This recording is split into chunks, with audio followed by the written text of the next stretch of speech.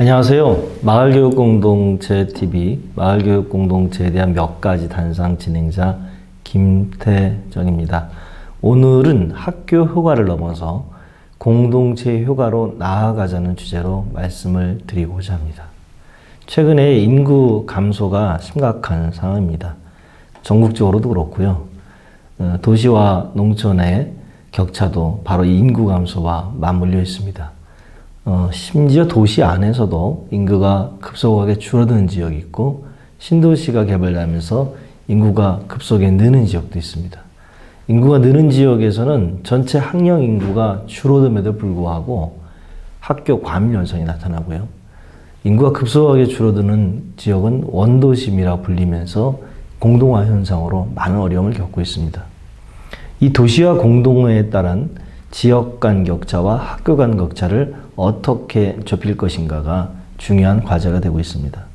제가 최근에 인구 통계학에 근거해서 연구한 그 자료들을 봤는데요. 그 인구 통계에 근거했을 때 학령 인구가 점차적으로 줄어드는 것은 불가피해 보입니다. 특히 한 도시 안에서도 인구가 느는 지역이 있는가 하면은 인구가 지속적으로 감소해서 도시지만 학교가 통폐합되는 것이 거의 불가피한 지역도 데이터사랑은 있어 보입니다.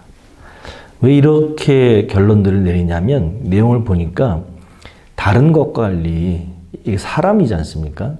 재화를 만드는 게 아니라 우리 아이들은 무슨 기계를 찍어내거나 물품을 생산하듯이 그렇게 만들어진 존재가 아니라는 거죠. 어떤 분들은 이제 도시 안에서도 재개발이 활발하게 이루어지면서 인구가 과감하게 들어와서 학령 인구가 폭발적으로 늘어날 것이다. 혹은 점차적으로 증진할 것이다. 이렇게 주장을 하고 계시기도 한데 실제로 구체적으로 들여다보면은 최근에는 이 가구 형태가 1인 가구가 많이 늘어납니다. 그리고 이 평형대도 이 학령 인구를 품고 있는 평형대가 있는가 하면 그렇지 않는 노인들만이 산다거나 혹은 아주 그 젊은 신혼부가 산다거나 해서 바로 학령 인구 유입과는 또 무관한 형태의 이 도시 개발이 이루어지기도 하는 거죠. 때문에 하나의 공공정책을 수립한다고 할 때 우리가 통계학에 대한 것도 잘 봐야 됩니다만 어떤 의사결정 구조 과정에서 객관적이거나 합리적이지 못한 다소간의 어떤 즉흥적이거나 정서적이거나 혹은 개발 이익 때문에 중장기적인 어떤 전망을 놓치는 이런 현상들이 뒤섞이면서 올바른 판단을 하지 못하는 그런 위험성을 늘 경계해야 됩니다. 어떤 분들은 이런 얘기를 하시죠. 도시 간의 격차, 학교 간의 격차를 해결하는 방법은 학교에 많은 예산을 투입하자. 그렇게 하면은 학교 간의 불균등이 해결될 거니까 도시 간의 격차, 학교 간의 격차를 해결할 수 있다. 이렇게 주장을 하죠. 여러분들은 어떻게 생각하시나요? 제가 이와 관련해서 몇 가지 좀 자료를 찾아보니까 보다 신중하게 접근할 필요가 있는 것 같습니다. 예컨대 학교에 많은 예산을 투입해서 학생 간의 교육 격차를 줄이겠다는 이야기는 우리가 흔히 말하는 스쿨 이펙트, 학교 효과라고 불립니다. 이것은 1966년도에 미국에서도 이제 확인됐던 것인데요. 학교 결과부터 말씀드리면 학교 효과가 있지 않았다는 거죠. 1966년입니다. 이 콜몬이라는 분이 학자였는데요. 미국의 교육부, 미국의 교육성, 이 정도 되는 국가 단위로부터 요청을 받고 연구팀을 구성했다고 합니다. 이 연구를 통해서 정부가 추진하려고 했던 거는 학교별 투자를 조정하자. 다시 말해서 학생들의 학업 성취도가 좀 떨어지는 지역에 그 학교에 예산을 엄청 투입을 해가지고 이 교육의 불균형을 잡겠다. 이런 발상이었던 거죠. 당시 미국에서 가장 심각한 문제는 인종 간 빈부격차였습니다. 그런데 이 빈부격차가 나는 것이 인종 간의 학력 차이다라고 진단을 했던 거죠. 흑인들의 빈곤은 낮은 학력이고 이들이 낮은 학력을 갖게 된 것은 교육기회가 부족했던 것이고 그래서 교육기회가 부족한 이유가 이들이 다니는 학교의 물적인 측면에서 자본이 빈약하니까 거기에다가 더 많은 투자를 하자 이런 겁니다. 답을 정한 거죠. 이른바 답정론입니다. 정부는 물적 자본이 빈약한 학교에 예산을 투자하면 문제가 풀릴 거라 낙관했던 거죠. 그리고 연구를 통해서 그것을 정당화하고자 했던 겁니다.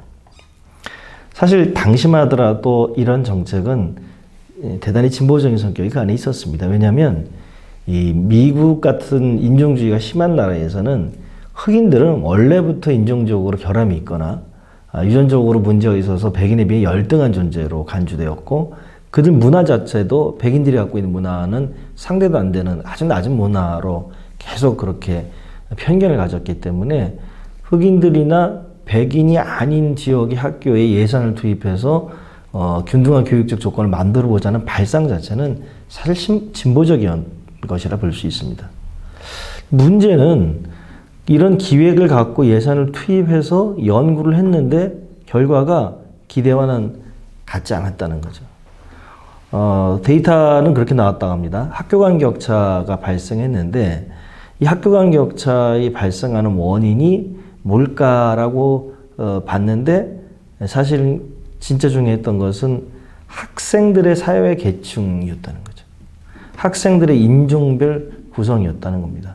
그러니까 중류계층이 주류를 이룬 학교에서 재학하는 학생들의 학업 성취도와 그렇지 않은 학생들이 다니는 학교의 학업 성취가 달랐다는 겁니다. 그러니까 그걸 위해서 많은 예산을 투입했는데 큰 의미 있는 변수가 안 나왔다는 거죠. 오히려 인정적인 거나 부모의 사회경제적 측면들이 여전히 큰 변수로 작동을 했다는 겁니다. 그들은 스쿨 이펙트, 즉 학교효과를 기대했는데 정작 연구 결과는 학교효과를 의심하게 만들어버린 거죠. 하지만 콜먼도 그렇고 정부 당국도 이걸 포기할 수가 없었습니다. 그러다 보니까 추가적 연구를 해가지고 자신들의 주장의 정당성을 계속 확인하고자 했던 겁니다. 1982년도에 추가 연구가 이루어졌는데 당시에 콜먼은 무려 1015개의 그 학교들을 표집해가지고 우선 유형별로 분석을 했는데요. 이 고등학교를 공립학교, 사립학교, 카톨릭 계열로 분석을 해놓고 학교가 학생들에게 어떤 학습의 규율, 그 다음에 집중적인 어떤 그 훈련 이런 걸 시키는가에 따라서 학업 성취가 달라진다라는 결론을 내려버렸죠. 이 연구 결과는 또 1966년 연구 결과와도 충돌해버립니다. 그러니까 콜먼의 연구 결과에 따르면 사립고등학교가 이 공립학교보다 학업을 더 강조하는 경향이 있고, 이 학업 성취를 높이기 위해서 학생들에게 아주 강한 규율을 강요하는 경향이 있다고 합니다. 이렇게 결론만 내리고 나면 답은 뭐가 될까요? 공립학교를 다 없애버리고 사립학교로 전환해야 될까요? 콜먼이 이 연구한 것처럼 사립학교에서 학생들의 학업 성취도가 높였던 것은 사실은 교육을 시장화하는 논리와 맞물려 있습니다. 공립학교보다 더 많은 돈을 사적으로 지불을 해야 되는 부모들 입장에서는 이 보상 심리가 작동하는 거죠. 쉽게 말하면 본전 생각이 나는 겁니다. 그러니까 거기에 대해서 학교에 계속 부응하는 조치를 요구할 것이고, 학교는 때문에 학생들을 옥죄고 그 다음에 높은 성적을 얻어내기 위한 압박을 하겠죠. 한국의 자율형 사립학교도 사실 이런 맥락에서 도입됐다고 해도 과언은 아닐 것입니다. 만일 우리가 빈부격차 혹은 부모의 사회경제적 지위가 아이들의 학업격차로 가는 이 시스템 속에서 대안을 마치 사립학교를 더 많이 만들자, 혹은 학생에 대한 그 통제를 강화하자, 이렇게 결론을 내리기에는 어려움이 많을 겁니다. 다행히 콜먼의 연구에서는 다른 선택지가 제안되었죠. 그게 뭘까요? 앞서 제가 공립학교, 사립학교, 카톨릭계를 비교했다고 하는데, 엄청난 돈을 지불하는 사립학교 부모들은 학교를 엄청난 방식으로 압박해서 학생들의 학업 성취도를 높이고자 했죠. 근데 사립학교와 그 중간에 이제 공립학교 중간에 이른바 종교, 카톨릭 계열 학교가 있었는데, 이 학교는 이 종교 단체가 갖고 있는 특징, 즉 공동체적 목적과 지형, 그 다음에 공동체적 관계명 속에서 학교뿐만이 아니라 학교에 자녀를 보내는 학부모와 그 지역사회가 우리 학생들의 학업 태도라든지 또 생활 태도에 대해서 보다 많은 관심과 관여를 하는 그런 그 움직임을 가지고 있었다는 거죠. 콜먼은 그에 주목한 겁니다. 그래서 정책 제안할 때 모든 사람이 카톨릭계 혹은 카톨릭 교인이 될 필요는 없지만 이런 학교 외에 학교 밖에서 그리고 가족, 가정, 그 다음에 지역사회가 우리 학생들의 배움에 전폭적으로 지지하거나 또 학생들의 그 학업 성취와 관련된 특히 학업 태도와 관련한 것들을 도와줄 수 있는 경제 외적인 관계망을 갖는 것이 매우 중요하다. 이것을 그는 사회적 자본이라고 개념을 지은 바가 있습니다. 부르디유의 논의하고 약간 이제 구분될 수 있는데요.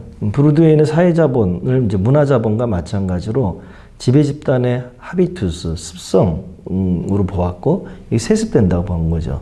근데 콜먼은 부르디유와 비슷하게 사회자본을 얘기합니다만 약간 다른 점이 있다 그러면 이 사회자본이 부르주아 계급한테만 있는 것이 아니라 사회적으로 배제되거나 사회적으로 소외된 사람들도 사회자본을 조성할 수 있다라고 한 거죠. 불리한 처지에 있는 집단들도 가능하다. 그리고 이 사회자원, 집단 구성원들 간의 관계와 연결망, 그리고 이 상호 지원 시스템을 통해서 공동의 목적을 달성할 수 있다. 다시 말해서 어려운 지역의 학생들도 공동체적 관계와 실천을 통해서 학업 성취도를 일정히 높일 수 있다. 그것이 가능하게 하는, 예를 들어서 그 관계망을 만들 수 있다. 이렇게 이제 주장을 한 거죠. 하지만 우리가 주목할 것은 공동체 형성은 늘 양가성을 갖는다는 겁니다. 동호회가 갖고 있는 힘은 대단하죠. 동창회라든지. 하지만 그 안에서는 연대적이고 호의적일 수 있는지 모르겠지만 그 밖에서는 또 어떻습니까? 대단히 배타적일 수 있습니다. 우리는 그럼에도 불구하고 우리는 이 양가성 속에서 공동체가 갖는 관계의 힘도 좀 같이 봤으면 좋겠습니다. 이 이야기를 종합해 본다면 학교 효과, 즉 학교에 예산을 많이 투입한다고 해서 학생들 간의 교육 격차가 바로 해소되지 않고 학교에 대한 투자와 더불어서 학생들이 살아가는 지역사회 안에서의 사회적 자본, 공동체적 관계가 함께 조성돼야 한다는 판단할 수 있습니다. 좀 더 거칠게 표현하면 학교에 금으로 도배한다고 하더라도 바로 학교 간 격차가 해소되지 않는다는 것이고요. 그런 측면에서 학교에 대한 투자만큼 중요한 것이 학교를 둘러싼 지역사회를 어떻게 바꿀 것인가라는 겁니다. 이 지역사회를 바꾸기 위해서는 몇 가지 요소가 있습니다. 첫 번째는 협치, 거버넌스들이 잘 마련돼야 합니다.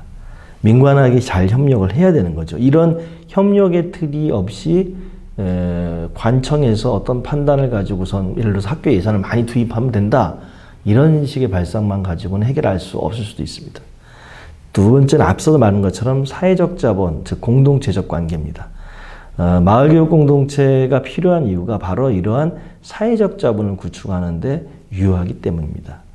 또한 우리가 간과하지 말아야 할 것은 학교 밖에 다양한 배움터, 교육시설, 문화시설들이 같이 구축돼야 한다는 겁니다. 그렇지 않으면은 학교만으로도 안 되고 관계망으로도 안 된다는 거죠. 이 삼위일체가 이루어져야 합니다. 그래서 그런 측면에서 학교 밖에 다양한 배움을 도와줄 수 있는 시설들을 어떻게 만들 것인가를 둘러싸고 이제 지역사회가 공론회장을 만들 필요가 있습니다. 그리고 이 공론회장을 통해서 함께 대안을 만들어야 합니다.